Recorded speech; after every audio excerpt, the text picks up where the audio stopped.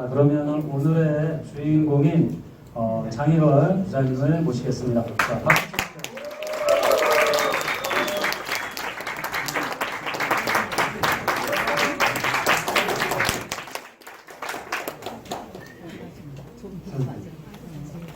죄송한데 여기 뜨거운 물 좀 담았습니다.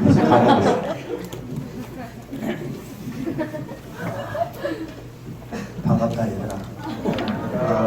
우리가 이렇게 너희들을 이렇게 우리 한때 모이는 이 자리가 되게 선생님한테 소중해. 그리고 자주 이렇게 했었으면 좋았을 것을. 그래서 화요일마다 비워놓으라고 그랬던 거야. 근데 그게 잘 안 됐어. 오늘 여러분한테 선생님이 이 강연 하기 전에 해줄 얘기가 있습니다. 2013년도에 너네가 몇 학년이었는지 모르겠지만 초등학생이었지. 2013년도 전에 2011년에 비평준화 때였죠. 여기가 안산이. 그때 평준화가 2013년부터 된다고 막 그랬었어요. 그래서 경항고등학교에서는 평준화 대비 TF팀이 조직이 됩니다. 그래서 학교의 시스템을 평준화에 맞게 이제 해야 됩니다. BTF 팀장을 선생님이 맡게 돼요. 그래서 여러 선생님들하고 여러 가지 이제 시스템을 논의하면서 짜면서 그 중에 제일 첫 번째 시스템 변화가 바로 기숙사였습니다. 저 기숙사 이제 안산 애들 다 있는데 누가 들어오려고 그러냐. 그럼 기숙사를 획기적으로 변화시키자. 그래서 그때 당시에는 기숙사생이 300명씩 있었어요. 저기 뒤에 앉아 계신 저 오창기 선생님이라고 계세요. 그 당시에 학생부에서 기숙사 담당하는데 돌아버리냐. 닭장 관리하는 거나 마찬가지예요. 엄청나게 인원이 많았어요. 그래서 그걸 과감하게 다 줄이고 학년당 40명 정도로 줄이자. 그래서 그 시스템을 하나씩 이제 만들어 가기 시작합니다. 그리고 드디어 2013년도가 됐죠. 그 첫 해에 그러면 달제원이라고 하는 이 부서를 누가 맡을 것이냐? 내가 맡겠다. 그래서 2013년부터 달제학사 부장이 됩니다. 선생님. 그래서 13, 14, 15, 그 다음에 16년 2월 달에 제1기 달제원 아이들이 평준화 때 들어온 아이들이 졸업을 하게 되죠. 네. 그리고 지금 올해까지 3기가 배출이 된 겁니다. 만 5년 동안 올해까지 선생님은 달제학사 부장을 하면서 아이들과 함께 생사고락을 함께 했고 여러분들하고 같이 이런 얘기들을 많이 나눴습니다. 그리고 우리 달제원이 이렇게 잘 정착되기 위해서 최선의 노력을 다했습니다. 선생님과 함께하는 뜻을 같이 하는 선생님들도 계셨습니다. 선생님이 운이 좋은 게 그런 분들이 전부 다 훌륭하신 분들이었어요. 많이 도와줬죠. 그래서 지금의 이 자리가 있는 겁니다. 그 5년 동안 달제원 운영하면서 힘든 점도 많았지만 선생님 행복했습니다. 그리고 이제 여러분들처럼 이렇게 쫙 와 있는 모습을 보면 감동의 문장이에요. 처음에 되게 고생이 많았거든요. 학습실도 없었어요. 그리고 2, 3학년 선배들은 평균화 후배들 막 무시하잖아요. 그때 당시에. 그러니까 막 서로 저기도 하고. 근데 이제 드디어 내가 달제부를 떠나더라도 될 것 같습니다. 그래서 오늘 이 자리는 여러분들에게 선생님이 이렇게 강연하는 마지막 자리가 될 것 같습니다. 내년에 선생님이 달제부를 떠난다. 부장을 내려놓습니다. 예. 어떤 새로운 분이 오신다고 하더라도 또 달제원 우리 관리하는 이 부서에 다른 새로운 선생님들도 오시겠죠? 예. 여러분들이 지금처럼 잘 따라줘서 훌륭하게 다 성장을 했으면 좋겠습니다. 오늘은 이제 과거 얘기는 그만하고 여러분들하고 미래 얘기를 좀 한번 해보려고 해요. 미래 얘기. 그러니까 선생님이 마지막 강의인데 강의 좀 제대로 못해도 호응 좀 잘해주세요. 네. 감사합니다. 4차 산업혁명 시대 얘기 무지하게 요즘 많이 나옵니다. 예. 무지하게 많이 나와요. 어딜 가든지. 근데 이 안에는 비하인드 스토리가 있습니다. 이렇게 공부를 좀 하다 보니까. 예. 여러분들한테 한번 물어볼게요. 4차 산업혁명 시대에 딱 하면은 어떤 단어들이 딱 떠오릅니까? 로봇, 인공지능, 그렇지, 또 드론, 3D 프린터, 아 좋아 좋아, 이런 것들이 다 그런 건데 키워드들이 나오는 거. 또 사물 인터넷, 그렇지, 또 빅데이터, 좋습니다. 네, 좋아요. 자, 빅데이터 나와서 또 누구냐? 이따 끝나고 나한테 와. 그 다음 또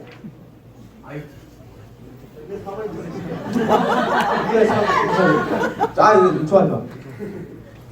형용사로 한번 각각 형용사로 얘기 한번 해보세요. 빠르다, 정확하다, 또 창의적이다. 감정적으로 얘기해보세요.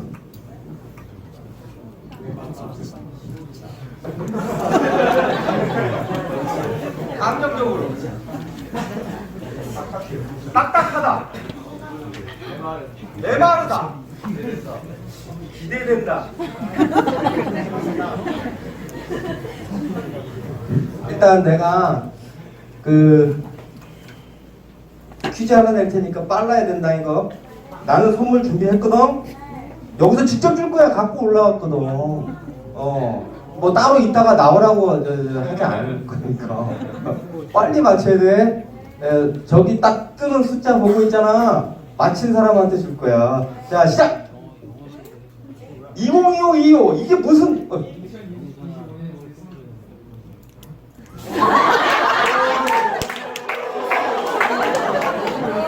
너 이거 컨닝했냐?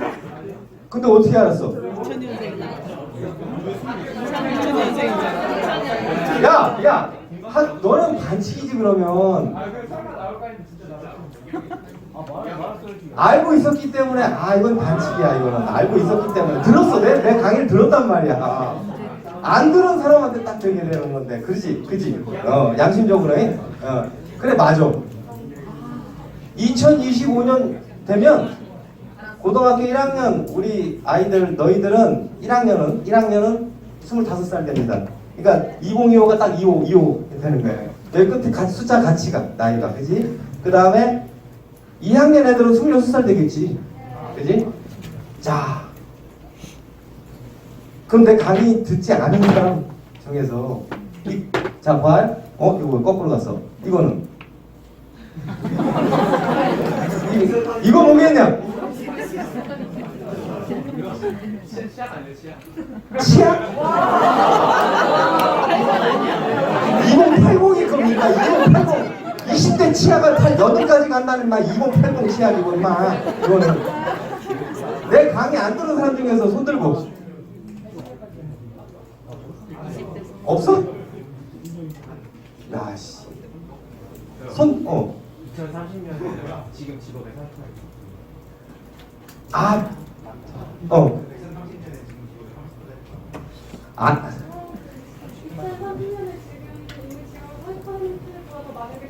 아니에요. 또 2030년에 30살이 된다. 맞습니다. 이거 엄청 좋은 거다. 너 핸드폰 갤럭시 아이콘이야. 더 잘 됐어. 자, 얘들아, 잠깐만 주목해봐. 또 있어. 여기 2025, 2032 봐봐. 25살 된다고 그랬잖아. 25, 26. 그러면 너네가 여학생들 같은 경우는 이제 대학교 졸업할 때쯤 사회에 지금 막 나오고, 남학생들은 뭐 군대 갈 수도 있고, 휴직하고, 그리고 30년 되면 30살 되니까 이제 본격적으로 뭔가 하기 시작할 나이지. 대학교 남학생 여학생 둘 다 이제 대학 학교 다 졸업하고 뭔가 본격적으로 뭔가를 시작해야 될 나이지. 선생님이 만 30살 되던 해에 경영고 교사가 됐거든, 공교사가. 자, 그러면 이때의 미래가 어떻게 바뀔 것인가? 이게 불과 멀리 있는 미래가 아니거든요. 너네가 이제 온몸으로 느끼게 되는 시대가 오는 거야. 근데 너희들은 지금 학습실에서 어떻게 보면 나랑 똑같이, 우리 세대랑 똑같이 공부하고 있어. 그냥 막힌 책상 안에서 드립다 수학 문제 풀고 있다고. 그게 뭐 잘못됐다는 게 아니라 뭔가 바뀌게 될 거 아니야. 나는 있잖아, 선생님 세대는 공부 열심히 하면 나름대로 있잖아, 어느 정도 취직도 보장되는 시대였다? 그런데 지금은 그게 아니란 말이지. 근데 어떻게 똑같이 하면 되냐고. 일반 애들, 어떻게, 그런 애들이 한두 명이 아니야. 너희들도 마찬가지고. 뭔가 바뀌게 된다고. 그러면 왜 2025, 30을 두 가지 숫자를 했느냐? 많은 전문가들은요, 2025년이 되면 이제 인공지능이 인간의 지능을 능가하는 변곡점에 해라고 찍어놓은 2025년입니다. 그리고 2030년이 되면 드디어 인공지능에 의해서 인간이 퇴출되기 시작하는 시기다. 아까 직업의 30%밖에 안 넣는다 어쩌고 저쩌고 했죠? 이제 다 게임 끝난다. 알파고가 한번 찍으면 다 초토화된다. 그 분야는. 너네가 지금 수학 문제 연락에 풀고 있지? 계산하고 이거 다 인공지능이 해준다. 그럼 너네가 지금 공부한 게 뭐가 되냐? 어떻게 할 거냐고. 어떤 세상이 올지 잠깐 한번 봅시다. 1번 한번 틀어줘 보세요. 동영상.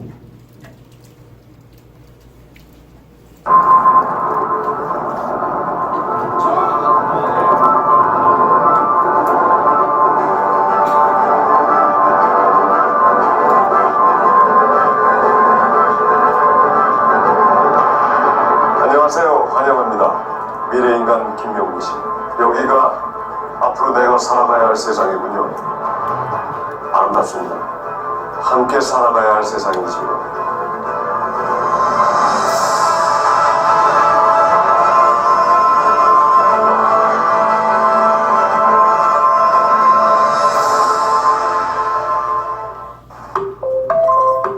이태 나오니 2030년 서울. 미래의 왓슨은 이런 모습이 아닐까요? 지금 현재 의료법 3호로는 의사는 병원에서만 진료를 해야 되고 의사를 만나기 위해 환자들이 병원으로 와야만 돼요. 우리나라의 경우에는. 그런데 앞으로 미래에는 그 병원이라는 개념이 확장될 수 있죠. 안녕히 주무셨습니까? 오늘도 상쾌한 아침입니다. 좋은 아침 닥터. 네, 감사합니다. 데일리 헬스케어. 먼저 지난밤 수면 패턴 분석입니다. 모두 24가지의 기본 검사가 이루어졌고 특이사항을 발견하지 못했습니다. 단, 수면 중 뒤척임이 17회로 6개월 평균에 비해 높게 측정되었습니다. 수면장애 개선을 위해 멜라토닌이 필요합니다. 병원을 찾는 것이 아니라 내 몸의 변화를 늘 내 주변에 있는 사물의 인터넷이 훨씬 더 단축된 시간 또 병원이라는 공간까지 오지 않고도 그것을 측정하고 관찰해서 가장 좋은 치료를 받을 수 있는 환경을 지금 인공지능이 제공한다는 거예요.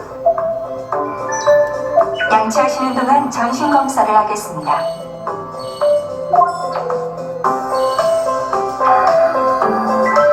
스캔 결과 폐 안쪽에 어제와 다른 이미지가 인식되었습니다. 한국병원 서버 데이터 53만 장과 비교 분석하겠습니다. 폐결절이 악성으로 발전할 확률 1년 내 70%로 나노 주사 치료를 권해드립니다. 폐결절이 성공적으로 제거되었습니다. 자료를 보내놓았으니 내과 전문의 김수철 박사와 내일 오후 상담하시기 바랍니다. 인공지능 닥터 어떻습니까? 오케이, 됐습니다. 저거 보면 와, 저런 시대가 과연 올까? 와요. 옵니다. 여러분 요즘 저기 들어가면 그 이름 있죠? 무슨 뭐 제이슨 불 켜줘, 불 탁탁탁 들어오고 음악 틀어줘, 시작되고 있지 않습니까? 예. 저런 시대는 딱 하면서. 근데 여기서 하나 궁금한 게 있어요. 저기 모델이 있죠? 남자 잘생겼잖아. 몸매도 좋고 그러지? 얘가 30살이야. 그럼 너네가 미래의 저런 모습 남학생들 같은, 그지? 근데 제가 과연 저렇게 아침에 이빨 닦고 자기 전에서 나가서 취직할 때가 있을까? 일자리가 있을까? 어디 지금 출근할까? 출근할 때가 있을까? 다 없어지는데 여러분은 출근을 해야죠. 뭔가 일을 할 때 지금부터 준비하면 가능합니다. 네. 왜냐하면 다 없어 퇴출당한다는데 이건 선생님의 얘기가 아니라 전문가의 얘기입니다. 학자들의 얘기예요. 이 구글이라는 회사 알죠? 여러분 이 구글이라는 회사가 어마어마하더라고요. 선생님들이 이렇게 조사를 해보니까 장난이 아니야. 아 진짜 페이스북, 구글, 뭐 테슬라 이런 회사들이 정말 장난이 아니더라고. 야 이거 정말 큰일 났다. 걔네가 다 먹고 있어 지금 전 세계. 그런데 이 구글에서 선정한 최고의 미래학자가 있어요. 그 사람이 이 사람이에요. 토마스 프레이라는 사람이에요. 이 사람이 뭐라고 예견했어요? 이 사람이 2014년에 대한민국에 옵니다. 우리나라에 옵니다. 우리나라에 와서 한 얘기가 글로벌 인재 포럼이라는 포럼에서 이런 얘기입니다. 2030년이 되면 전 세계 20억 개 일자리가 사라질 것이다. 20억 개. 그럼 우리들은 뭘 먹고 살 거냐는 겁니다. 인공지능이 다 해주는데 큰일 났죠. 뭔가 준비를 해야 될 것 같은데 뭘 준비해야 될지 모르겠는 거야. 그래서 이게 힘든 거야. 왜? 미래를 예측은 할 수 있지만 그대로 될 수도 있지만 안 될 수도 있고 어떻게 될지 모르기 때문에 불확실하잖아. 너네도 너네 자신의 꿈을 향해서 열심히 공부하지만 그것이 불안한 것도 있잖아. 뭐가 어떻게 될지 모르니까, 그지? 그러면 도대체 4차 산업혁명 시대에 어떤 트렌드가 어떻게 바뀌고 이것이 어떠한 역량들이 필요한지 도대체 뭔지 또 교수님 전문가의 얘기를 한번 잠깐 제가 선생님이 편집한 걸 한번 보도록 하겠습니다. 2번 동영상 한번 틀어주시죠. 자, 제가 이제 처음에 나온 슬라이드를 알파고를 만든 하사비스가 점잖하게 얘기를 했지만 이것을 사실 풀어보자면 이런 얘기를 한 거예요. 알파고가 무슨 사고를 칠지 정말 나도 잘 모르겠다. 흥미진진하다. 조심해라. 우리가 딥마인드가 알파고가 찍으면 그 부자는 바로 초토화돼서 거기서 소위 고수라는 사람들은 바로 퇴출이다. 이런 얘기를 한 거죠. 자, 그래서 인간이 퇴출당한다는데 도대체 4차 산업혁명은 무엇일까? 4차 산업혁명의 가장 크다란 첫 번째 요인을 꼽자면 그것은 바로 연결이다. 모든 것이 연결된 시대. 첫 번째는 이제 1차 산업혁명 얘기하는 거고, 두 번째 이제 그 포드의 소위 컨베이어 벨트로 대표되는 그런 2차 산업혁명이고, 3차 산업혁명에는 프로그램을 할 수가 있는 그런 기계가 생기기 시작했고, 4차 산업혁명 시대가 되니까 드디어 기계들끼리 얘기를 하기 시작했다. 기계들끼리 연결됐다. 기계들끼리도 연결된 와중에 기계와 사람이 연결되고 또 사람과 사이버 세상, 리얼 월드와 사이버 월드가 드디어 연결이 됐다.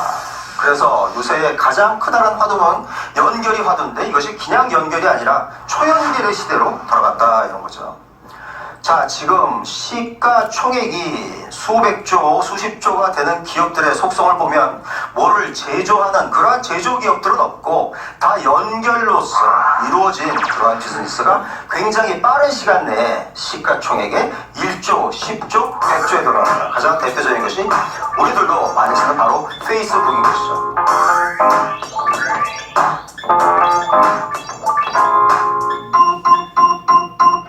자, 이러한 와중에 엄청난 데이터가 생기겠죠. 그죠?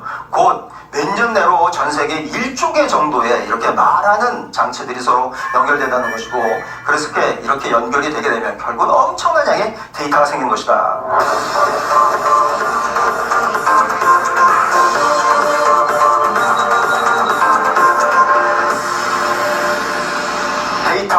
데이터가 이 세상의 가장 중요한 자원이다. 옛날에 그죠, 중동의 산유국들이 엄청난 부를 가져갔지만 이제는 원유가 돈이 되는 것이 아니고 이 세상의 가장 중요한 자원은 데이터다. 데이터를 채굴하고 가공해서 공급하는 사람들이 돈을 버는데 우리가 보기에 아마존 뭐 그렇다고 치고 마이크로소프트 그렇다고 치고 구글, 페이스북 그렇다고 쳐도 도대체 테슬라라는 전기자동차를 만드는 회사는 왜 데이터를 가진 데이터 기업일까? 우버라는 기업은 도대체 우리가 공유 자동차를 하는 우버는 왜 데이터의 기업일까? 이것이 결국 다 데이터를 데이터를 장악하기 때문에 이러한 부를 거머쥐게 된 것이고, 이러한 것에 대해서는 차후에 말씀을 드리도록 하겠습니다. 자, 그래서 이러한 데이터들이 드디어 한 군데에 모이기 시작했는데, 이것을 뭐라고 하냐면 플랫폼이라고 한다. 이 시대에 하나의 단어를 뽑으라면 그것이 바로 플랫폼이다. 플랫폼. 플랫폼이라는 것은 쉽게 말씀드리면 통발 같은 것인데, 예를 들면 물고기를 잡으려고 그저 거기서 기다리고 있는 게 아니죠. 그게 아니고 통발을 집어넣으면 그 통발에 물고기들이 저절로 들어오는 거예요. 저절로. 자, 저러한 기업들은 마치 통발을 쳐놓은 것과 마찬가지로 가만히 있어도 데이터가 쏟아져 들어온다. 그래서 우리의 스마트폰에 인공지능이 탑재되는 시대가 이미 왔다. 우리 스마트폰은 지금도 똑똑한데 이제 인공지능이 여기 탑재된다는 거예요. 얘가 알파고 같이 된다는 거예요. 이 시대가 곧 왔다. 그래서 알고리즘에 의해서 인간이 축출되는 시대, 그죠? 곧 우리가 왔다. 지금 데이터 사이언티스트가 가장 핫한 직업이지만 곧 데이터 사이언티스트도, 그죠? 알고리즘에 의해서, 인공지능에 의해서 퇴출된다. 그것이 우한말로 오토메이트 된다는 거예요. 인공지능에서 오토메이트 되는 데이터 사이언티스트. 지금 데이터 사이언스를 열심히 공부하신다? 저 같으면 말리겠다. 왜냐하면 곧 퇴출된다 이런 거예요. 세 번째는 속도가 셉니다. 4차 산업혁명 쓰나같이 놀려. 우리가 주춤할 그런 시간이 없다. 생각할 시간이 없다. 4차 산업혁명을 처음에 얘기한 사람이 크라우스 슈왑이라는 월드 이코노믹 포럼의 의장이었는데, 이 사람이 뭐라 했냐면, 옛날에는 빅피쉬가 커다란 물고기가 조그만 물고기를 잡아먹었는데, 요새는 어떤 일을 하냐면 패스트 피쉬가 빅피쉬를 빠른 기업이 대기업을 잡아먹는다. 슬로우 피쉬 잡아먹는다. 이런 얘기를 했고, 3년 만에 쓰나미 같이 온다. 속도가 생명이다. 그죠? 요새 세상을 한마디로 얘기하자면, 한마디로 사는 게 익스포넨셜이다. 여러분들 기하급수라는 얘기 하시죠? 그죠? 기하급수.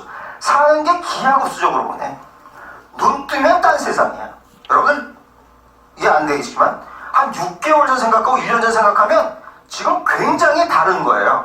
왜 다른데 우리는 모르고 있어요.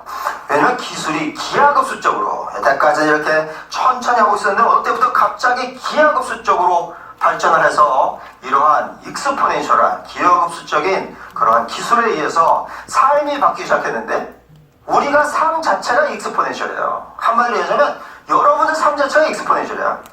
눈 뜨면 바뀌어. 그러니까 하고 있을 새도 없다.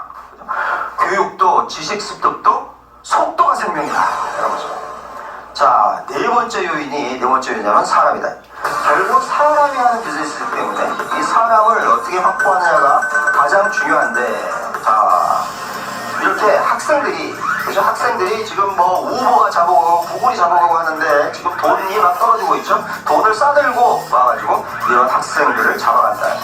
이 가르치는 교수님들도 테슬라가 돈을 써가지고 다 들어가요. 다시 말씀드리면, 지금 이러한 과목을 듣는데 석사과정 2년, 박사과정 4, 5년을 허비할 시간이 없다. 시간이 없어요. 박사과정 들어가서 4, 5년을 보내면 이미 급파는 다 끝나서 딴 플랫포머들이 딱 먹어갔다. 속도가 생명이고 사람이 생명이다. 즉 인재 영입의 전쟁, 워포 탤런트가 시작됐다라는 것이죠. 자, 심각하죠. 네. PPT 다시 한 번만 드려주세요. 이런 세상이 오면, 정말 어떻게 보면 선생님은요, 나 같은 사람은 퇴출 1호입니다. 1호. 네. 그리고 선생님들 직업도 없어질 수 있어요. 이제 미래에. 지금 인강들 많이 듣잖아요. 네.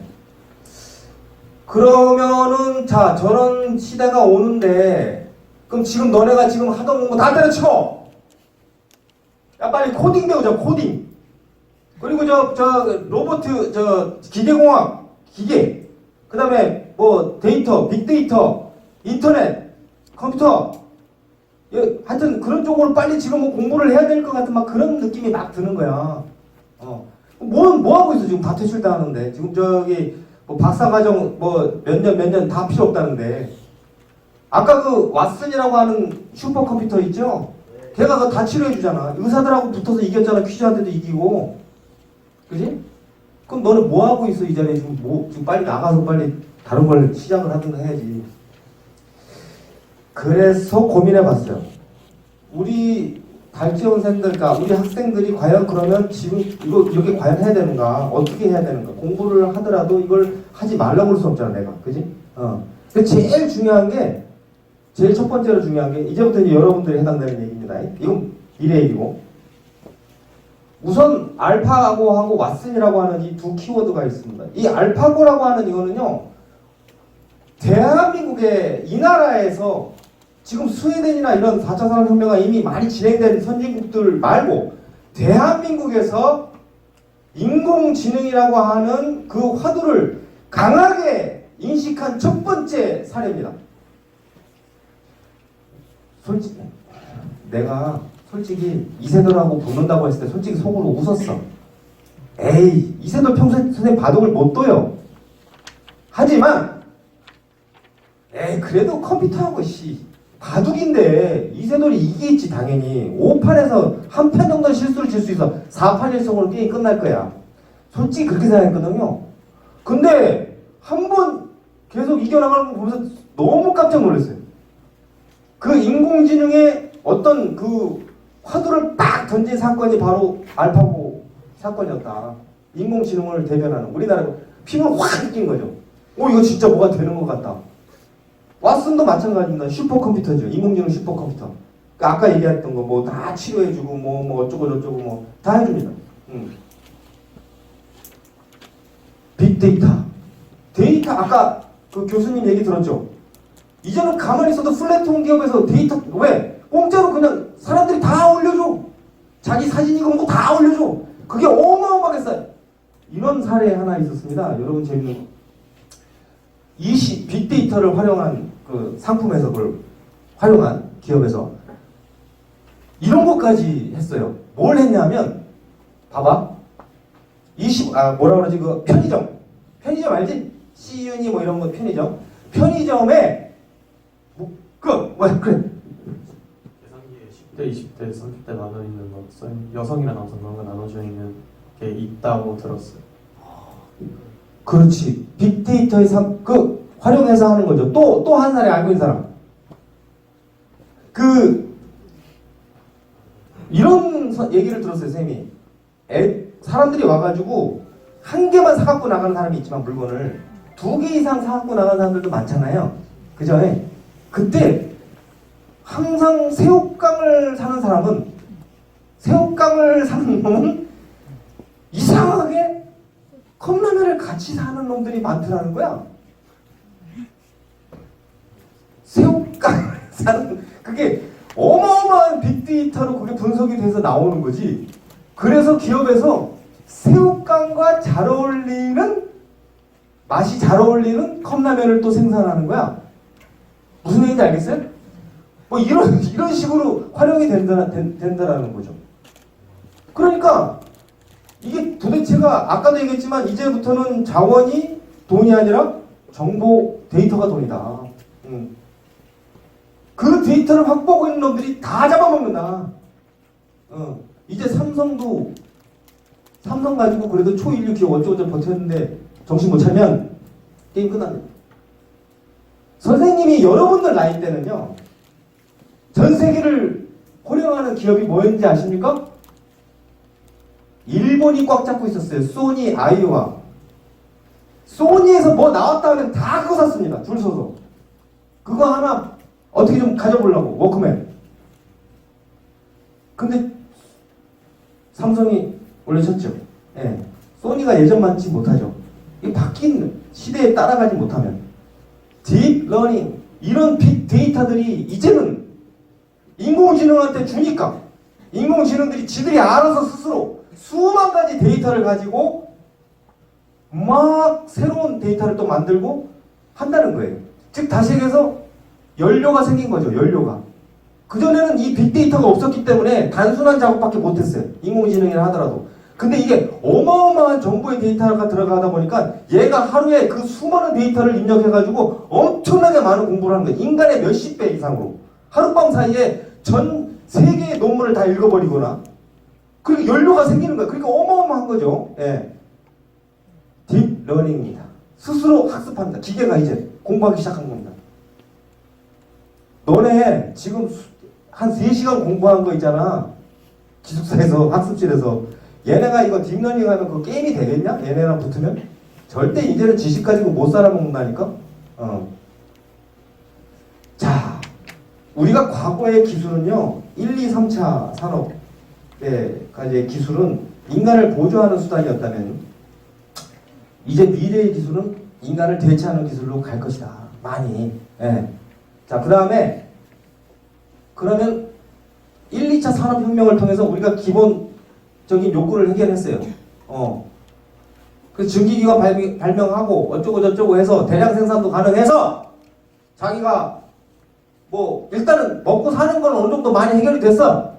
그리고 이제 3차 산업이 딱 되니까 인터넷이라는 게 나왔죠. 컴퓨터하고. 그러다 보니까 이제 사람들끼리 뭔가 좀 연결이 돼가지고 좀 행복하게 힐링, 웰빙 뭐 이런 말들이 나오면서 우리가 사는데 이제 앞으로는 4차 산업이 창의성을 발휘해서 스스로 자아실현을 하는 그런 것이 사회적 목표, 인간의 삶의 목표가 될 것이다 라고 예측들을 합니다. 이 얘기를 이렇게 써놨더니 이 얘기를 이렇게 써놓고 선생님이 고민을 하고 있는데 갑자기 어떤 사람이 이거 화면을 딱 보더니 내 옆에서 그러는 거야. 나도 선생님 이거 이론적 배경이 있습니다.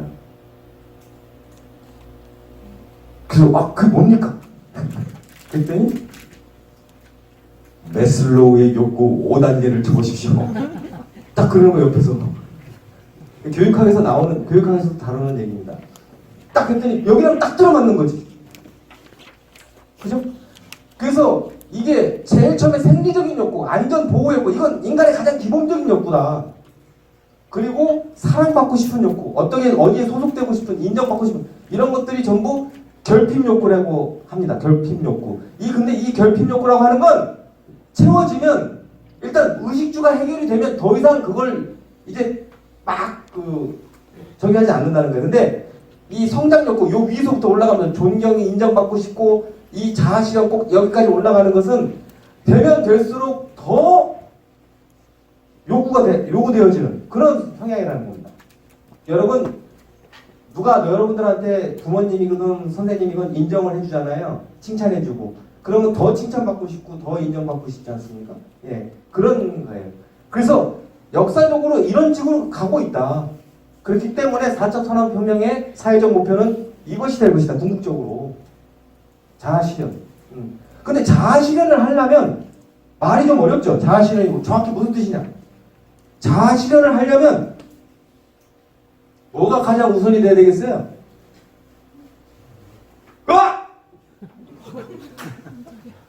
그렇지. 이거 되게 비싼 볼펜이다. 자기 이해가 먼저 필요한 겁니다.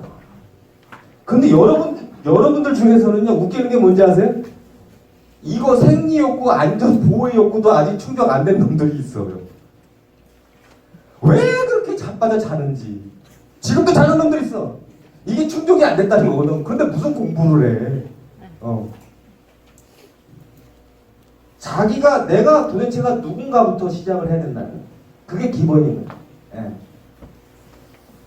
그렇기 때문에 자, 이게 필요한 겁니다. 학습 능력이라고 하는 건 여러분들한테 선생님이 얘기한 거예요. 학습 능력이라고 하는 건 공부를 열심히 하는 능력이 절대 아닙니다. 이제부터 바뀌어야 됩니다. 열심히는 하되 어떻게 열심히 하느냐는 거예요. 내가 모르는 것을 확실하게 인지하고 빠르게 습득, 아까 속도 얘기 나왔죠. 빠르게 습득해야 돼요. 이제부터. 빠르게. 근데 내가 모르는 것을 확실하게 인지하지 못하는 놈이 많아요. 그러니까 찍어도 돼. 괜찮아. 지금 틀린 이게 이런 자세가 중요한 거예요. 이게 4차 산업혁명 시대의 인재상이죠. 네. 내가 모르는 거, 그러니까 틀린 문제도 틀리는 거지. 맨날 시험 보면 뭐해? 지가 뭘 알고 모르는 건지도 몰라요. 뭘 알고 뭘 모르는 건지도. 이거를 정확하게 아는 것부터 시작해야 된다. 그 다음에 내가 어떤 지식을 갖고 있느냐가 아니라 내가 어떤 학습력을 갖고 있느냐가 더 중요하다. 시대가 바뀌면서 뭐 정보라든가 데이터라든가 어떤 것들이 새로운 지식들이 엄청나게 많이 나오죠. 이런 것들을 내가 빨리 취사 선택해서 그것을 습득할 수 있는 능력이 있는가? 그 능력을 키우기 위해서는 어떻게 해야 돼요, 여러분? 공부를 지금 그 능력 키우는 공부를 하는 거예요, 여러분들. 지금 내가 수학도 공부해야 되고 물리도 공부해야 되고 화학도 여러 가지 과목들이 있지 않습니까? 내가 하고자 하고 하고 싶어하는 공부도 있지만 내가 하기 싫어하고 별로 관심 없는 과목도 있잖아요, 솔직히. 근데 내가 꿈을 위해서 내가 뭔가 자아실현을 하기 위해서 하기 싫은 공부도 하는 거지 않습니까? 그것이 그런 마인드로 바뀌면서 공부를 하라는 거예요. 그냥 시험 성적 잘 보려고 그런 생각으로 하지 말고, 네, 그 얘기입니다. 제대로 올바른 방법으로 공부해라. 오늘 이 자리에 학원 간다고 그래가지고 안 온 놈 있어요. 내가 누구라고 물어보면 알겠지만, 선생님이 알려주겠지만 내가 그 녀석 누군지 안 찾아볼 겁니다. 여러분들 학원을 가면요, 고3이 수능 며칠 남겨놓고 학원 가는 애도 봤습니다. 있어요, 실제로 많아요. 이런 애들이 4차 산업혁명 시대에 제대로 살아갈 수 있을 것 같습니까? 그렇지. 그래, 너 같은 애가 4차 산업혁명에 저희가 되는 거야. 그렇지. 그래서 올바른 방법으로 공부하는 건 뭐냐면요, 뭘 하더라도요, 공부를 하더라도 수학 문제 하나를 풀더라도요, 드립다 수학 문제를 많이 푸는 게 아니라 한 문제를 가지고 이렇게도 풀어보고 저렇게도 풀어보고 왜라고 하는 걸 끊임없이 물어가면서 깊게 공부하라는 거죠. 많은 문제의 양을 풀려고 하지 말고 단 몇 개라도 그 개념을 이해하려고 하고 왜 이것이 이렇게 됐는지 분석해보고. 여러분이 지금 그럴 때입니다. 이런 연습을 많이 해둬야 나중에 저런 학습 능력이 생긴다. 이걸 뭐라 그러냐? 졸다 깨가지고 자, 지금이라도 깼으니까 자, 메타인지라고 합니다. 메타인지가 그래서 중요한 거예요.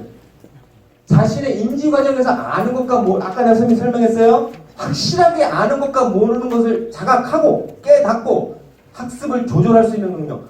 공부를 아주 잘하는 애들 있잖아요. 얘들 메타인지 강한 애들입니다. 사실은. 지가 여러분들 계획표 세우라고 그러면 몇 시부터 몇 시까지 무슨 공부하고 몇 시부터 몇 시 시간으로 계획표 세우는 거, 그 메타인지가 안 되는 애들인 거죠. 왜냐하면 2시부터 3시까지 수학 공부를 하고 계획표 세우면 2시에서 3시까지 수학 공부하면 되는 거예요. 3시 딱 치면 얘는 공부 끝난 거야, 계획상으로. 그렇잖아요. 그 시간에 2시에서 3시까지 수학 책을 펼쳐놓고 대가리 속으로는 딴 생각해도 걔는 공부한 겁니다. 근데 메타인지가 강한 애들은 뭘로 해? 양으로 합니다. 그래. 자, 분량으로 하면 이게 지금 뭐 같은데 지금 하나씩 던져주는 게. 그래서 스스로 조절하고 피드백하면서 이것을 취사 선택해서 또 시간이 남아도는 걸 자기 스스로에게 보상도 주고. 메타인지. 그래서 이 메타인지가 강한 사람들이 앞으로 4차 시대 혁명에서도 인재가 될 것이다. 꼭 성공할 것이다. 이것을 여러분들이 지금 하고 있는 공부에 적용시켜서 연습하십시오.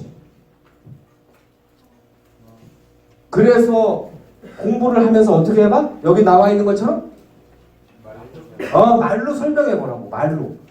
말로 설명. 근데 야, 거울에다 대고 자기 자신한테 잘 들어, 희거라. 지금부터 내가 공부한 거 알려줄게. 뭔 소용이 있냐? 누가 그 모습을 본다고 그래봐라. 어떻게 해야 돼? 여러분들 동료 친구, 우리 기숙사는 거기 너무 좋잖아요. 친구한테 알려주세요. 어떤 공부한 지식이라도 좋습니다. 10시에서 11시에 컵라면만 처먹고 있지 말고 쓰레빠 찍찍 끌고 밖에 나가가지고 하고 들어오지 말고 그 시간에 너 일로 와봐. 야, 너 일로 와봐. 어디가? 내가 지금 조금 한 공부 있는데 내가 지금 또 설명해. 네가 이해가 가는지 안 가는지 나 좀 얘기 좀 해줘봐. 이거 얼마나 좋습니까? 그래서 막 뭐에 대해서 설명해. 그럼 친구가 따라가다가 하나도 이해 못 하겠는데 그럼 다시 내가 이거 모르는 거구나. 깨달아. 메타인지. 그 다시 피드백해. 재인지 시켜. 재인지. 그래가지고 다시 설명해. 될 때까지. 근데 여기서 중요한 포인트가 하나 있어. 왜 친구한테 하라고 그런지 아세요? 왜 친구한테 하라고 그런지 아세요?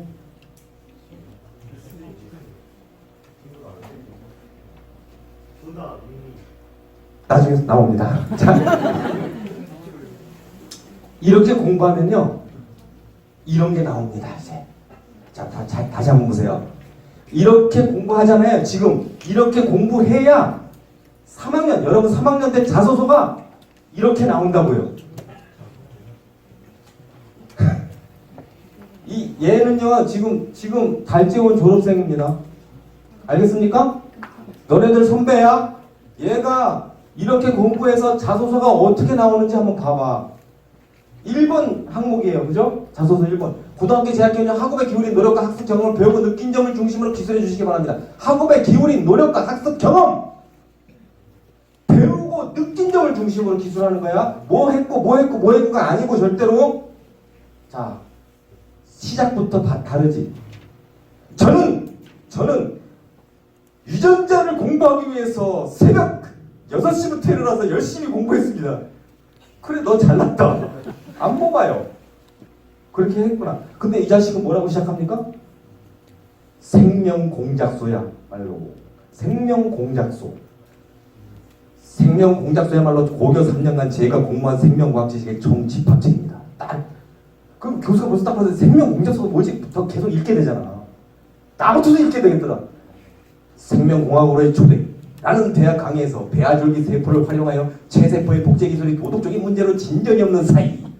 iPSC 유도 만능 줄기세포래요. 나도 몰라서 찾아봤어 이거. 이 자식이 하는 걸. iPSC가 세포 치료 및 재생의료 영역의 새로운 대안이라는 것을 제가 알게 되었습니다. iPSC에 대한 호기심으로 여기에 밑줄 쫙 그어야 돼. 여기서 입학사정관들은 이야 그런다고. 왜? 선생님이 학생부 특강할 때 옛날에 얘기했는데 기억나냐? 대학에서 뽑는 거 몇 가지, 3가지 원칙 중에 하나. 지적 호기심. 지적 호기심이 있는 학생.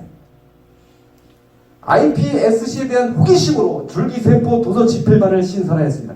동아리 부장으로서 관련 서적을 찾아보니 어려운 과학 이론과 용어들로 이해가 힘들었습니다. 당연하지. 그래서 저는 고교 수준에 맞는 줄기세포 책을 만들고 싶었습니다. 고민 끝에 인간과 침팬지의 유전자 차이, 유전자의 정의, 형질의 발현 및 변화, 생명공학의 정의, 크리스퍼 기술. 이 크리스퍼 기술도 요즘 많이 뜨는 거더라고. 찾아보니까 선생님이 나름대로 그 DNA 무슨 뭐죠? 줄기세포인가? DNA 그 꼬리 그 잘라가지고 그지? 그래서 막 재수 없으면 200살, 300살까지도 사는 그런 세상이 온대잖아요.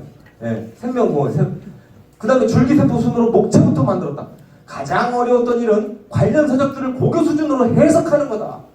회문 구조라는 뜻을 몰라서 사전을 찾았지만 빈약한 설명 탓에 이해가 어려웠다. 회문 구조가 될 수 있는 형태에서 규칙을 찾아서 그 뜻을 유추했고 구조를 만드는 방법을 찾아보았습니다. 야, 이거 기가 막히지 않아요? 어떻게 공부를 심도 있게 이렇게 왜를 계속 참고 들어간 것이 이런 자소서가 나오는 거라고. 이래야 입학사정관들이 와, 이 자식이 정말 제대로 공부했구나. 얘한테는 걔네라 죄송합니다 교수님들. 교수님들이 볼 때는 얘가 얘기하는 것들이 수준이 낮은 걸 수도 있어. 하지만 교수님들이 볼 땐 얘한테 어떤 걸 봐? 이걸 읽으면서 이 녀석은 지적 호기심이 대단해.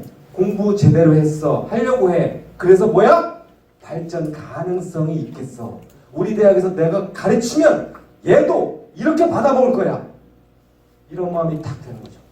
여러분 이렇게 써야 됩니다. 나중에 여러분 이렇게 쓰려면 아까 내가 얘기했던 메타인지를 활용해서 연습해서 끊임없이 고민해보세요. 문제 하나 가지고. 그리고 친구들과 아까 얘기했지. 친구들과 끊임없이 상의해보십시오.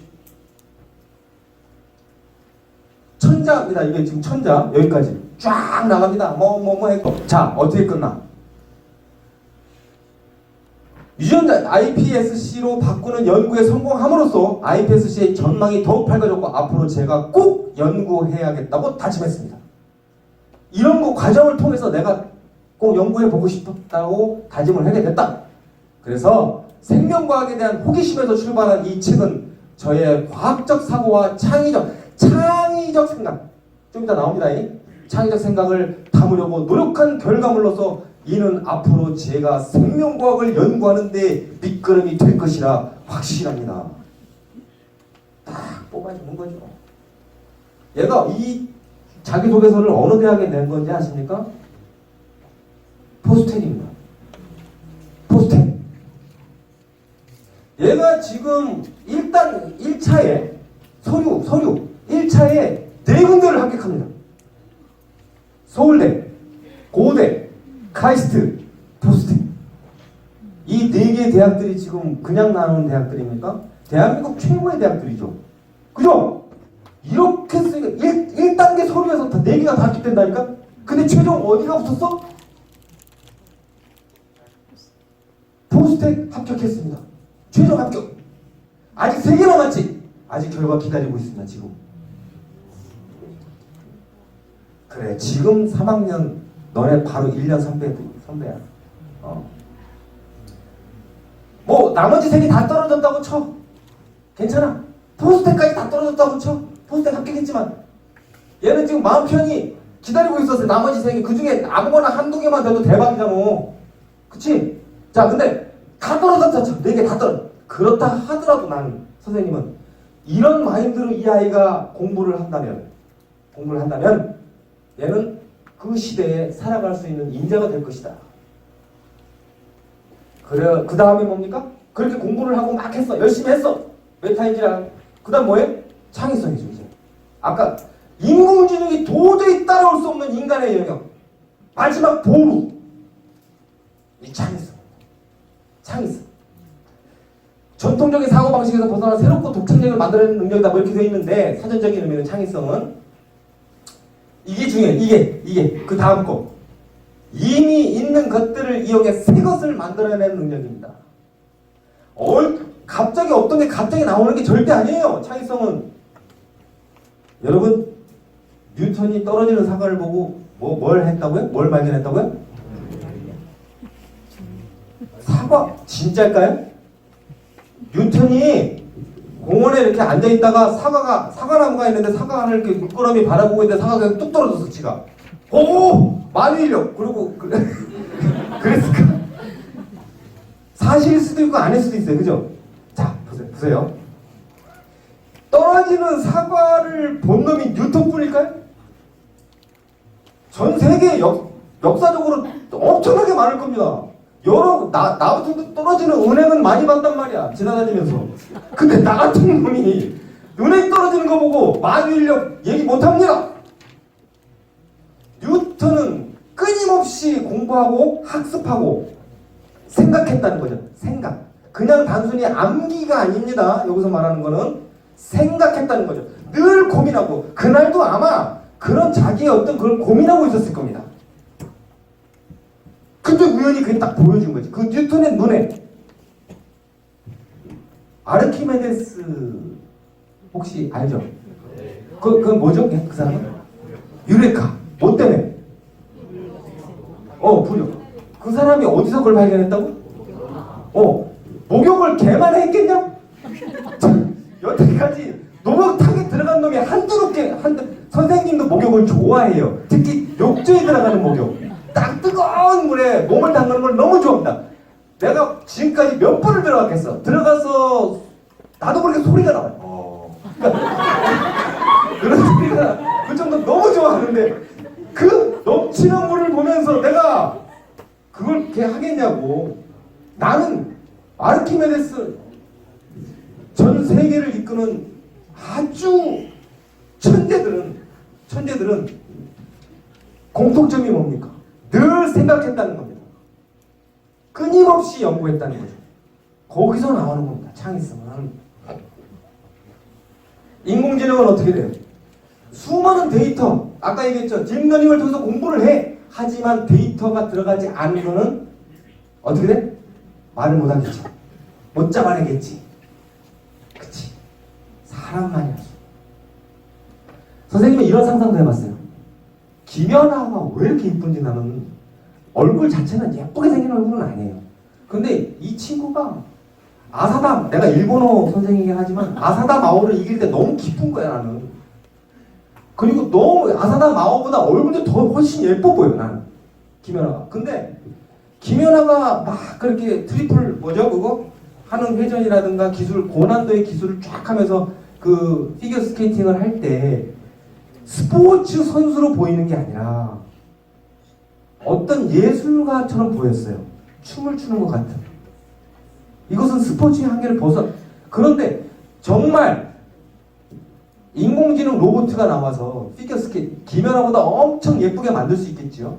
그리고 얘는 실수를 안 해. 왜? 정확한 데이터에 의해서 언제 날라올라서 언제 몇 바퀴 돌아가서 착지를 딱 하는.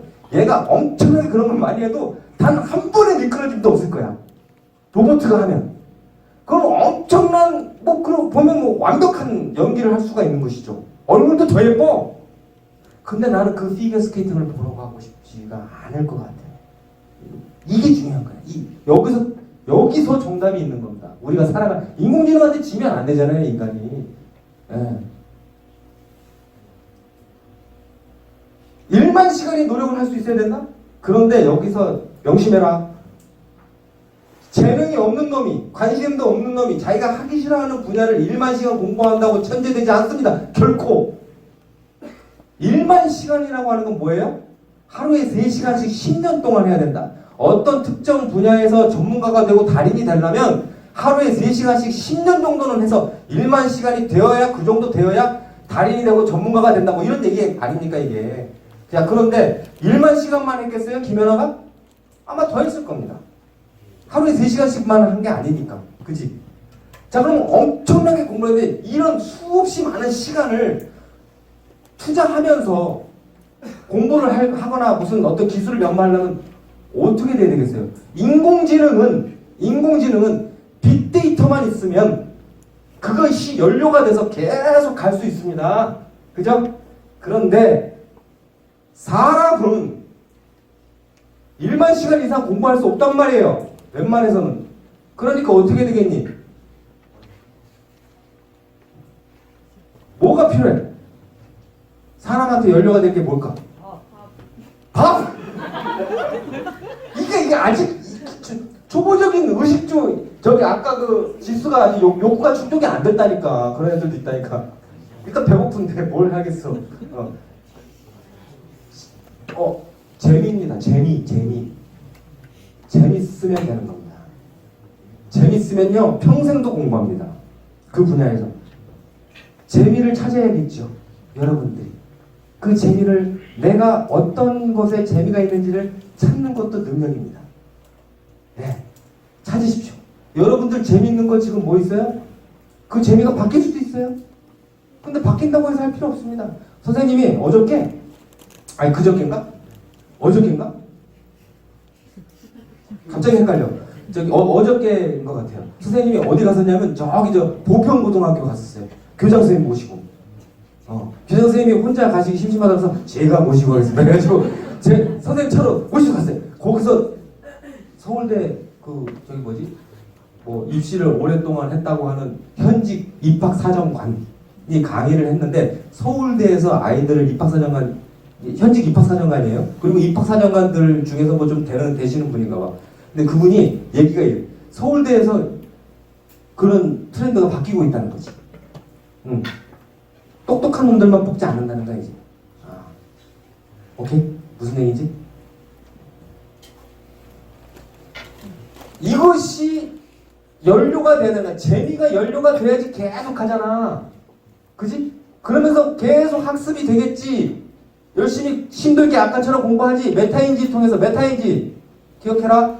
여기 공부하지. 그러면 뭐야? 나온다고 이제 이게 나온다고. 이게 나와요. 볼래? 이거 봐라. 이거 봐. 이거 뭔지 아냐? 이거 뭐냐? 쌤, 너네 어떻게 아니? 미술 수행평가였어 이거? 야, 나 선생님 몰랐다. 이거 미술 수행평가인지. 그러면 미술 수행평가에서 이걸 뭘 한 거니? 예술은 무엇인가에 대한 비평을 해준가 이걸 보고 그냥 이게 어떤 배경에서 만들어졌고 뭘 표현하고 싶어하고 뭐 그런 것들. 그럼 네가 조사한 거 뭘 그걸 얘기해봐. 어떤 감정에서 만들었고 어떤 뭘 표현하고 하고 거니? 아 내가 몰라서 그래. 너한테 좀 배우자. 그냥 다다이즘으로 당시에 좀 그 전쟁이 심해지는 그런 뭐라고 해야 되지? 냉철한 그런 거에 대한 비판으로 만들어낸 걸로 기억합니다. 혹시 또 다른 거 아는 사람? 아 선생님은요 지금 미술 수행평가면은 잠깐만 누구니 하민수 선생님? 하민수 선생님 고수다 얘들아. 고수끼리는 서로 얘기 안 해도 통하는 게 있구나. 여기 봐봐. 선생님은 이걸 왜 끄집어냈냐면 마르셀 듀샹이라고 하는 사람이래. 프랑스 사람인가 봐. 그지? 이 사람이 이 변기를 갖다가 놓고 아무 손도 안 대고 지 이니셜만 여기다가 이렇게 뜩 해놓고 작품이라고 내놨다는 거지. 그렇게 나와 있더라고 찾아보니까. 그래서 이게 무슨 예술 작품이냐 마냐 뭐 논쟁들도 있고 했대. 근데 예술 작품이라고 이제 한 거지. 그래서 이게 도대체 뭐냐? 여기 그냥 변기에다 갖다 꽂아놓고 이것만 했는데 기존에 있던 것을 그러면서 엠프라맹스라고 하는 이런 얘기를 썼다는 거지. 난 프랑스어를 잘 모르겠어. 근데 중요한 사실은 이거야. 알아채기 힘들 정도로 미세한 차이. 그래서 더 결정적인 차이라는 뜻이네. 창의적으로 한다는 게 무슨 뭐 대단한 게 아닙니다. 예. 살짝만 바꾸면 되는 거거든요. 여러분 인트로뱅이라는 말도 아세요 혹시 그럼? 네. 인트로뱅 알아? 뭐야? 인트로뱅 설명해봐. 큰 소리로. 큰 소리로. 친구들 듣게. 못 메타인지를 더 하겠다고? 알았어. 메타인지를 더 하겠대. 오케이. 메타인지 더 모르는 거야. 네가 이거 아는지 모르는지 정확하게 모르는 거야, 그지? 오케이. 다시 피드백해. 자, 잠깐만. 근데 내가 지금 너한테 뭐 질문했지? 인트로뱅. 선생님 나이가 내가 좀 50이다. 잠깐. 인트로뱅은 뭐냐면 여러분 물음표 있죠, 물음표. 물음표하고 느낌표가 있잖아. 이 두 개가 합쳐진 게 인트로뱅이야. 어떤 사물에 대해서 물음표를 아까 선생님이 왜 하라고 하는 거 있잖아. 던져놓고 그것이 느낌표로 확 바뀌는 생각의 빅뱅, 상상 초월 감탄사, 인트로뱅. 그런 말이 있어요. 한번 찾아보세요. 네. 그런 제품들이 나오는 거야. 너네 그 스티브 잡스 알지? 그 사람이 아이폰 나오잖아요. 자 보세요. 기존에 뭐가 나왔죠? 제일 처음에 애플에서 맥킨토시 컴퓨터 나옵니다. 역사적으로. 그 다음에 또 뭐예요? 저거 나오죠. 그 아이팟 MP3 플레이어 듣는 거 음악. 그죠? 이게 다 별개로 나옵니다. 제품들이. 그러면서 어느 순간에 청바지 입고 딱 나와가지고 나처럼 폰, 아이팟 하면서 어쩌고저쩌고 하면서 세 가지를 합쳐서 하나의 아이폰으로 나오죠. 그죠? 이것이 그 전에 수없이 많은 연구와 수없이 많은 학습을 하지 않았으면 그런 창조적인 창조물이 나올 수 있을까요? 절대 나올 수가 없는 겁니다. 어디다 놔뒀지? 그래서 더 결정적인 차이. 사람은 이 결정적인 차이 때문에 끌리게 되는 거예요. 알겠습니까? 내가 변기에 오줌 놓다가 저걸 확 뜯어서 경항고 로비에다 갖다 놨다. 여기다가 장희걸이라고 써가지고 아마 선생님 잡혀갈 겁니다. 평소에 전혀 관심도 없던 놈이 갑자기 어느 날 이걸 갖다 놓는다고 작품을 하고 할 거냐고 나한테. 절대 그럴 일 없다. 아이코노클라스틱? 이게 무슨, 이것도 되게 어렵죠. 이게 뭐냐면요, 이건 원래 사전 찾아보니까 우상 파괴자라는 뜻이래요. 근데 이걸 어떻게 쓰이냐? 남들이 할 수 없다는 일을 해내는 사람, 창조적 발견을 위해 기존 사고의 틀을 깨는 사람, 이런 것들이 전부 다 관통하고 있잖아요. 똑같은 얘기들을 하고 있는 겁니다. 한두 개가 아닙니다 지금. 그러니까 이게 정답인 거예요. 여기에 해답이 있는 겁니다. 기존의 틀을 깨는 사람. 기존 사고, 너네들이 지금 공부하고 있는 지식, 그걸 열심히 하고 그 다음에 그걸 깨라. 깰 수 있어. 그렇게 공부하면, 그런 생각으로 공부하면. 지금 이 책 한번 읽어보세요. 혹시 시간 되시면. 이런 책도 나왔어요. 아이코노클라스트라고. 그래서 이 책에 뭐라고 되어 있냐면, 상식 파괴를 하기 위해서는 새로운 경험과, 잘 보세요, 상식 파괴를 하기 위해서는 새로운 경험과 새로운 사람들을 많이 만나라. 지금 방법을 일러주는 거예요. 이런 창의성을 키우기 위해서 새로운 경험과 새로운 사람을 많이 만나라. 새로운 사람과 새로운 경험을 많이 만나라. 그 다음에 그 과정에서 생기는 공포로 행동을 주저하지 않아야겠다는 생각밖에 다양한 분야의 많은 사람들과 네트워크를 형성해 보아야 한다. 네트워크, 연결. 아까 교수님이 제일 처음 던진 화두가 뭐였죠? 연결. 연결이 그냥 연결이 아니라 초연결. 이 말이 뭘 의미하는 것 같습니까? 여러분들에서 지금 이거를 실행하려면 가장 좋은 게 뭘까요? 이런 연습을 하려면 현재 여러분들은 가장 좋은 게 뭘까요? 동아리입니다.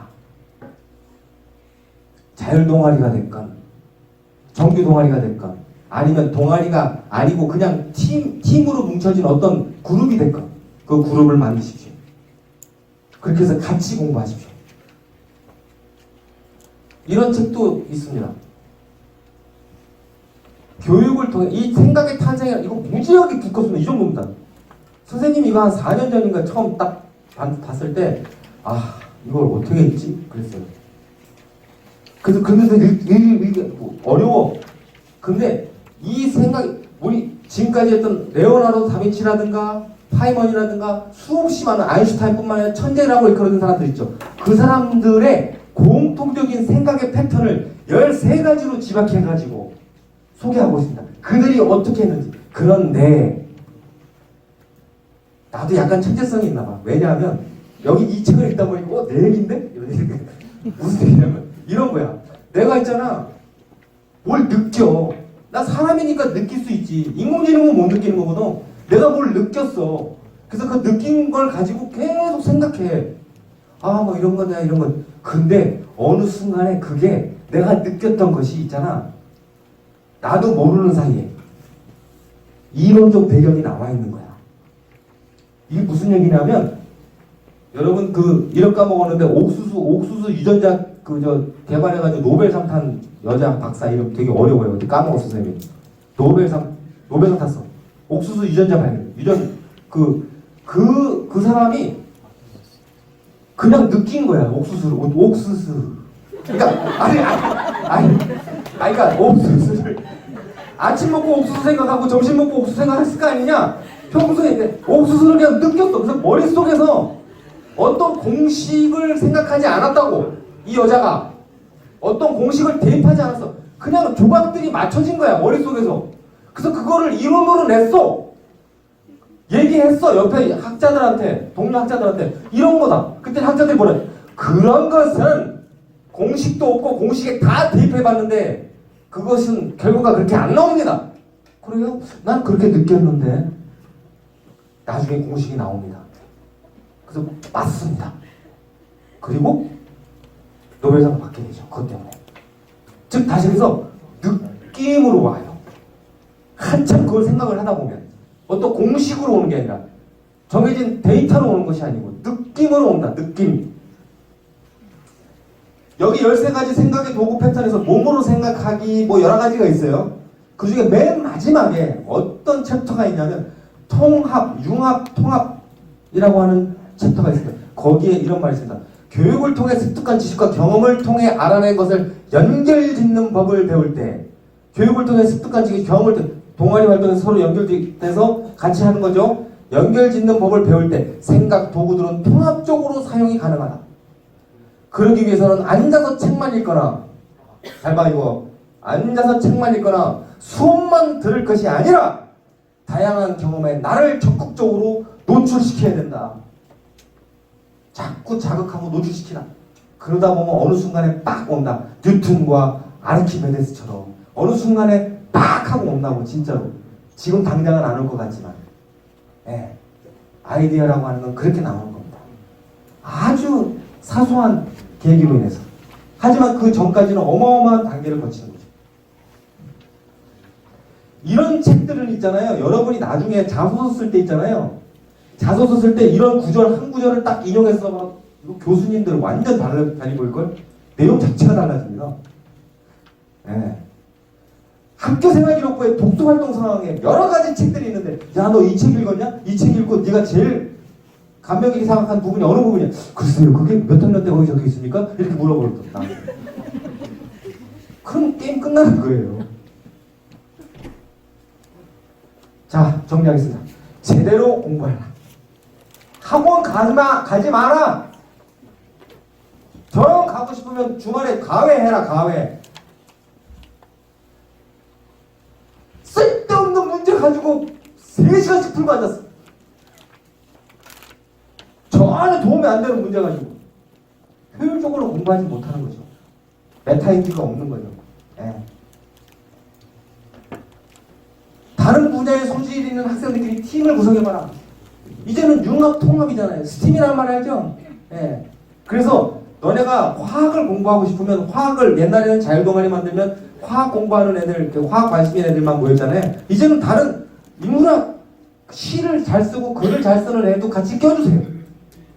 그래서 이제 지금 할 수 있어요. 융합을. 너희들 스스로가. 그게 그룹이 돼도 돼. 그러면 그룹을 짰잖아. 예를 들어서 어떤 스터디 그룹을 짰어. 그리고 보고서까지 만들어봐. 그래놓고 그 그룹이 있잖아. 그 그룹 한 거 동아리도 아니고 자율동아리도 아니니까 학생 모임이 들어갈 데도 없을 거 아니냐. 그러니까 어떻게 해야 되겠어? 담당 선생님한테 가져가. 그러니까 기숙사가 좋은 거잖아. 저희 이렇게 해서 이런 결과물 냈습니다. 선생님들 앞에서 우리가 발표를 해볼게요. 연구 이거 한 거 PPT 만들었는데? 근데 선생님 그래? 그러니까 우리 달재원 담당 선생님들은 있잖아요. 절대로 꺼져. 봐봐 이런 사람 없습니다. 그래? 와 대단한데 공감 능력이 엄청 뛰어난 분들이에요. 그래서 한번 해봐. 그러면 거기다 대고 이제 너네가 막 하는 거지. 이게 다 그런 능력을 키워주는 거니까. 알았어? 그게 개판이라도 돼. 그러면 우리가 어떤 선물을 주겠니? 볼펜? USB? 아니야. 너네 그거 한 거 너희 담임 선생님한테 얘기해 줄걸? 정리까지 해줄걸? 이러이러한 거 이런 거 연구했고 이런 거 했습니다. 선생님 저는 권한이 없지만 담임 선생님께서 학생부 권한이 있지 않습니까? 이 내용을 우리 이 아이의 자율활동에 넣어주십시오. 그렇게 하는 겁니다. 그게 자기주도성입니다. 알겠습니까? 서울대, 연대, 고대, 아까 좋은 대학들은 그런 것들을 봅니다. 그런 과정이 있었는지를 봅니다. 점수만 보는 거 절대 아닙니다. 어떤 과정으로 공부했는가를 봅니다. 동아리 만들어서 연구 보고서 작성하라고 얘기했습니다. 전 방금 선생님 이따 나갈 때 있잖아요. 너희들 연구 글을 써서 나한테 갖고 오는데요. 이건 도대체가 우리 아들이 양지중학교 2학년이거든. 우리 아들 보고도 아빠한테 편지 쓰라 그러면 있잖아요. 한 3줄 4줄 씁니다. 야, 민혁아 이거 좀 심하지 않냐? 그러니까 글씨는 둘째 시간에 문장이 뭔가 좀 나는 저것도 너 때문에 그러지 않았거든. 근데 요즘에는 와가지고 쓴 거 보면 진짜 문장력 없어요. 문장력 없으면 어떻게 했어? 어떻게 돼? 써봐야지. 계속 써보라고. 생각을 가지고 써보란 말이야. 뭐래다 직접 컴퓨터로만 하고 있지 말고. 그래서 볼펜 준 거야. 알겠냐? 그걸로 써봐. 그래서 보고서 작성했지. 보고서 저 양식 어떻게 쓰는지 보고서 형식 다 카피해놨거든. 이따 가져가서 가져가라 해. 그래서 그거 보고 그대로 해봐. 알았어? 보고서까지 해. 그리고 그 보고서 가진 거 갖고 담임 선생이 됐건 우리 달재원 담당 선생님이 됐건 결과물 가지고 와. 1년 후든 6개월 후든. 아까 같은 생명옹자소 같은 거 했습니다. 그래야 학생부에 들어가잖아. 너네가 열심히 한 게 꼭 그렇게 해야 돼. 어필해야 된다. 그리고 실패해. 성공하지 마. 실패해. 야 실패해. 이거 연구 보고서 엄청나게 깨져야 돼. 이걸 연구 보고서라고 했냐? 이 새끼야 발로 써도 임마 이 정도보다 낫겠다 임마. 초등학교생이 했냐? 뭐 했냐? 막 욕 먹어야 돼. 왠지 알아?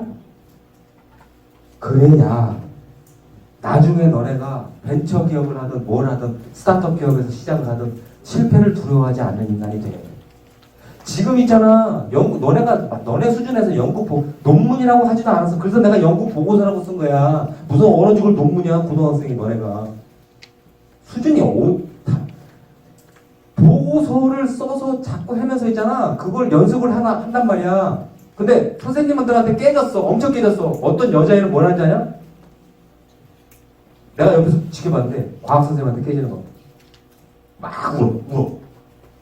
근데 울고 나가. 거기까지 좋아. 뭐 욕먹었으니까 그렇다 쳐. 속상하지. 자존감도 많이 떨어질 수도 있고. 근데 그 다음부터 그 선생님 안 봐. 인사도 안 해. 걔는 끝난 거야. 근데 계속 와. 계속 와. 엄청 괴롭혀. 그래서요. 이래서요. 시작하면 와. 수시로 와. 그래서 계속 그 선생님한테 해. 그런 달지원 여학생이 있었어요. 그 여학생은 지금 디지스트에 다니고 있습니다. 그렇게 해야 되는 거야. 선생님들이 너희들 미워서 혼내는 거 아니니까. 그걸 극복해내야지. 그치? 너희들은 다 소중한 존재들이거든. 자존감을 가지란 말이야. 에? 자괴감을 갖지 말고. 혼났다고 해서. 그래서 실패 많이 해봐야 돼. 실패. 지금 실패하는 게 나아. 나중에 실패하는 것보다 커서 아까 30살 그때 돼가지고 실패하는 것보다 지금 실패 많이 해봐라. 공감과 협업 능력이요. 공감, 협업. 아까 얘기했죠? 네. 이게 키워드입니다. 여기서는요, 공감은요, 인공지능이 따라올 수 없는 겁니다. 창의성하고. 내가 막 슬퍼. 인공지능 로봇가 왔어. AI가 왔어. 말은 해줄 수 있어. 대화를 할 수 있어. 왜 우세요? 그러면, 나 슬퍼. 아우, 슬프면 뭘 봐요? 뭐 이렇게. 근데 전혀 와닿지가 않아. 나한테는 얘가 위로가 안 돼. 그러면은, 너네, 유연하게 사고를, 너네 지금, 나는 이거, 나 나중에 교사 될 거야. 나 이거 공부해가지고 무슨 연구자 될 거야. 웃기지 마. 반드시 그렇게 될 것 같아? 천만의 말씀. 바뀐다. 바뀌어. 두고 봐라. 근데 지금은 열심히 하는데 나중에 바뀔 수도 있다는 걸 명심해. 그래서 아까 그 교수님이 그 화면에 내가 편집할 땐 안 집어넣는데 이제 너희들은 평생 살면서 재수없으면 200살 살면서 직업이 5번은 바뀔 거래. 근데 그때마다 새로운 걸 습득해야 되잖아. 그치? 유연하게 사고해야지. 받아들일 수 있는 이런 자세들을 갖고 있으면 여러분은 미래의 주인공으로 살 수 있습니다. 얘들아, 이거 얘 누군지 아니? 로봇이지 당연히. 그래, 인공지능 로봇이야. 소피아다. 그 유명한 소피아. 얘 이름이 있어. 얘 국적도 있단다. 그리고 헨슨 로보틱스라는 회사에서 만든 거야. 근데 얘가 있잖아, 인터뷰했잖아. 어디 텔레비 프로에 나와가지고 사회자랑 막 인터뷰해. 그래서 뭐 어쩌고요, 대화 막 하는 거야 얘가.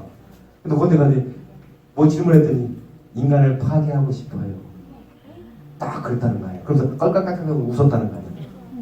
근데 이 사진을 나는 딱 보는 순간, 소피아 사진을 딱 보는 순간 얘가 인간같이 생겼잖아. 그치, 거의. 그치, 입술도 막 빨갛고 거의 눈동자도 돌아가고. 근데 왠지 싫어. 거부감이 들어. 이 인공지능이 거부감이 들어요. 여러분, 선생님 일본어 교사죠? 일본의 선생님이 대학교 3학년 때 일본어 실력이 나는 내 평생 제일 일본어 실력이 좋았던 시절이었던 것 같아. 지금도 많이 까먹었고 그래가지고 그때는요, 선생님 대단했습니다. 막 국비 시험에도 합격해서 막 일본 꼭자로 가고 난리 쳤죠. 근데 이거 갔을 때 일본에 가가지고 일본말로 막 해. 그리고 지나가는 사람, 일본 사람이면 쫓아가. 그래가지고 막 말 걸어 막 괜히 말하고 싶으니까. 외국어를 잘하면, 외국어 경험해본 사람 그런 거 있잖아요. 그래서 써보고, 근데 막 얘기를 막 하는데 어느 순간부터 내가 뭘 느꼈냐면 일본 사람들이 나를 피하는 걸 느꼈습니다. 처음에는요 되게 친절하게 해줬어요. 그러면서 장상 니한거죠 스데스네 하면서 일본어 정말 잘하네요 하면서 막 이렇게 칭찬해줬어요. 근데 어느 순간부터는 그런 얘기 절대 안 하고 약간 좀 느낌이 이상합니다. 즉 다시 얘기해서 내가 니들하고 똑같이 일본어 하니까 오히려 거부 반응이 드는구나.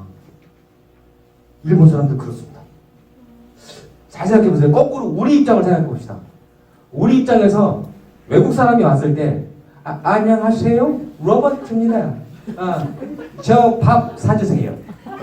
그러면서 막 이렇게 하면 밥 사주고 싶잖아요. 근데 안녕하세요 로버트입니다. 저 밥 사주세요. 이러면 왠지 생긴 거는 미국 놈인데 얘가 뭐지? 얼굴 이 나라에서 태어나서 자랐나?